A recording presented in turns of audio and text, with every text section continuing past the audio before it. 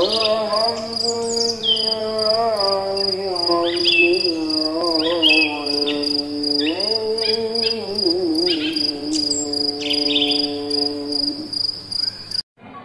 ya, Indonesia ini kaya banget dengan rimpang. Ya, rimpang itu apa? Oh sebentar, saya mau ceritain. Sengaja saya bawa supaya kadang-kadang kita butuh apa ya, sumber lain. Saya baca buku ini judulnya Longevity Solution. Jadi buku ini yang mengarangnya dua dokter di Amerika, namanya Dr. James Dinick sama Jason Fung.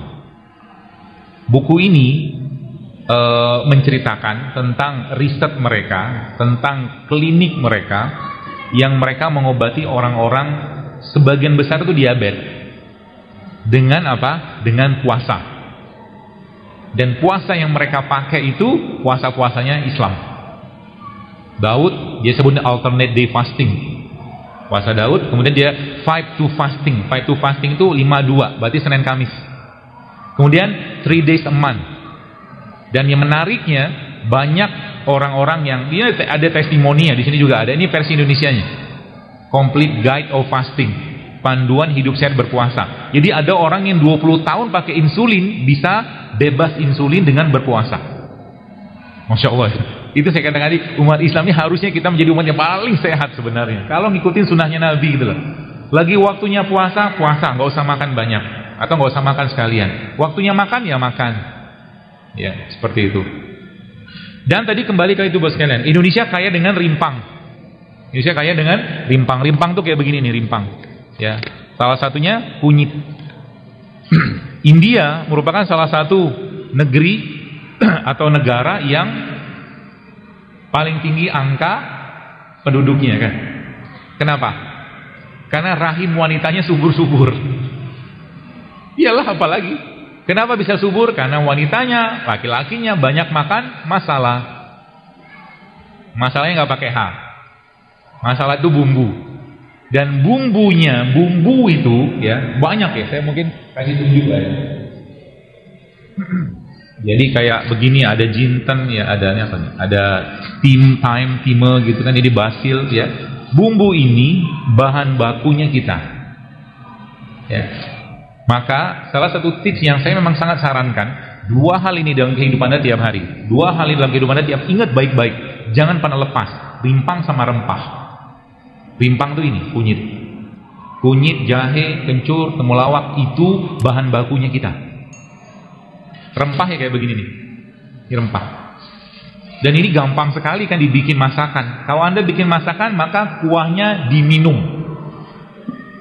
Maka itu jadi obat. Itu jadi obat ya, kuahnya diminum. Dan ibu-ibu mulai sekarang, saran saya, kalau Anda pengen menyehatkan keluarga, khususnya suami di rumah, maka jangan kasih santan ke suami mulai sekarang. Kalau Anda pengen kasih santan ke suami, maka kasihlah santannya dengan cara kayak begini. Iya, 5 menit lagi. Iya. Air kelapa tua itu, airnya jangan dibuang, diminum ya mulai sekarang ya. Itu bagus sekali untuk kesehatan. Air kelapa tua. Jadi bapak-bapak, ibu-ibu yang edisi lama itu maksudnya yang lahirnya tahun 50 gitu loh. Pentium 1, Pentium 2, Pentium 3 lah. Ya. Minumlah air kelapa tua. Air kelapa tua. Kelapa mudanya buat yang masih muda. Karena kelapa muda bagus untuk detox. Kelapa tua bagus untuk mikronutriennya, bagus untuk orang-orang dengan degeneratif. Gitu. Lalu santannya diapain? Di blender. Santannya di blender pakai kurma, kasih kunyit, kasih garam sedikit. Maka itu akan jadi minuman buat menguatkan jantung.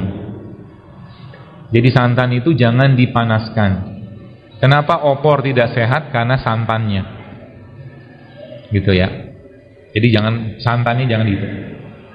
Termasuk juga nanti cobain nanti sore ya, bagi Anda yang mungkin puasa atau mungkin yang hari ini pengen nyobain, nanti beli kurma, lalu kurmanya di blender sama air kelapa muda, lalu disaring sebentar, atau kalau nggak disaring Anda tunggu aja, itu akan jadi detox yang paling baik untuk pencernaan kita.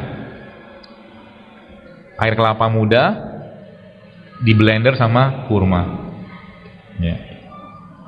Murah kan? Murah. Beli air kelapa paling 5.000 lah, 10.000. Ya. Beli kurma mungkin yang box-box kecil ya, saya kira mungkin 10.000, 20.000 dapat sih insya Allah. Ya, seperti itu. Kemudian kenalilah Bapak sekalian.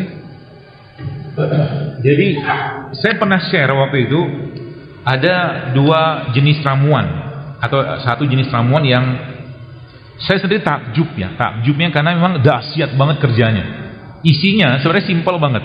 Isinya kunyit, yang kedua serai, yang ketiga ini jeruk nipis. Kelihatan kan ini jeruk? Ya.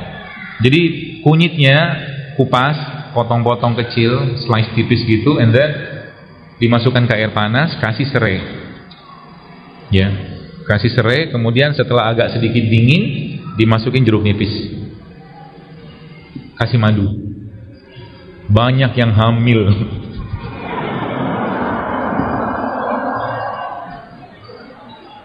Banyak yang hamil gara-gara itu. Terus nanti yang sudah tua gimana, jadi hamil juga? Ya enggak juga lah, kalau udah menopause mau diapain? Ya, karena 3 jenis bahan tadi itu mengandung antioksidan yang luar biasa. Bapak-bapak kalau minum itu coba aja lihat, kemampuan vitalitas Anda akan insya Allah meningkat luar biasa. Sampai nanti istrinya akan mengatakan seperti ini. Jadi deh. Lanjut. Oh lanjut. Istrinya akan bilang, Papa harus berbagi kebahagiaan ini kepada wanita lain.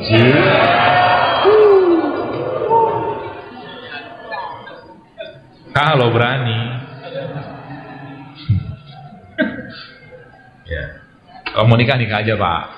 Nikah lagi maksudnya. Jadi tadi apa? Kunyit, jeruk nipis sama serai. Malam mau tidur minum jahe sama pandan. Ya. Jadi Anda harus punya ramuan atau mungkin minuman-minuman yang Anda mulai rutinkan tiap hari. Kalau saya pribadi memang tidak mengkultuskan. Jadi kalau kadang-kadang ada infus water, saya bikin infus water. Kadang-kadang ada jus, saya bikin jus. Kadang-kadang air putih gitu. Air putih, madu udah cukup. Tapi minimal tiap hari harus ada makanan-makanan begini yang masuk ke badan. Maka bapak-bapak kalau Anda kerja mulai sekarang di rumah coba dibikin infusan. Dan infusan bapak sekalian, khususnya ibu-ibu nih. Ya, time out. 1 menit lagi. Infusan, hati-hati dengan beberapa jenis rempah. Contoh, kayu manis. Kayu manis itu dia bisa menurunkan gula darah dengan cepat.